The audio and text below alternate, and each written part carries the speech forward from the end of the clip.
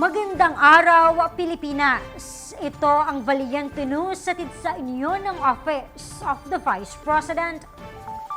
Sa patuloy na pag-arangkada ng pagbabago, A Million Trees Campaign, isang tree planting activity ang inilunsad ng OVP Southern Mindanao Satellite Office sa bayan ng Glan, Sarangani na sinundan ng Coastal Cleanup Drive. Ang buong detalye, alamin natin sa ulat na ito. Isang tree planting activity ang inilunsad ng Office of the Vice President Southern Mindanao Satellite Office sa Purok Orchids, Barangay Taluya sa bayan ng Glan, Sarangani, kung saan na di bababa sa 1,500 mangrove propagules ang kanilang itinanim. Para sa kuha, ma'am, dako kay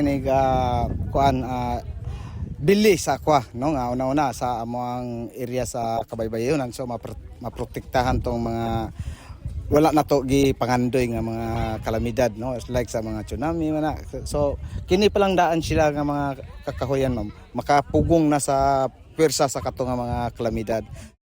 Katuwang ng tanggapan sa aktibidad ang iba't ibang ahensya ng pamahalaan tulad ng Protected Area Management Office, Glan, Sarangani, Provincial Environment and Natural Resources, Barangay Council ng Taluya at iba pang mga volunteer.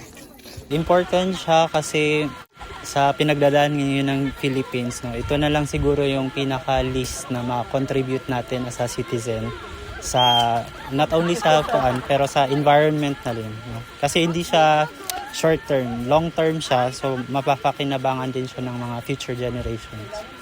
Kasabay nito, nagsagawa rin ng Coastal Cleanup Drive activity ang tanggapan kung saan sako-sakong mga basura ang kanilang nakolekta.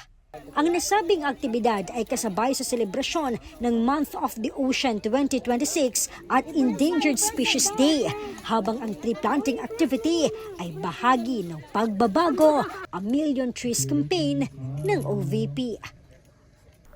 Abangan ang iba pang mga balita dito lamang sa Valiente News.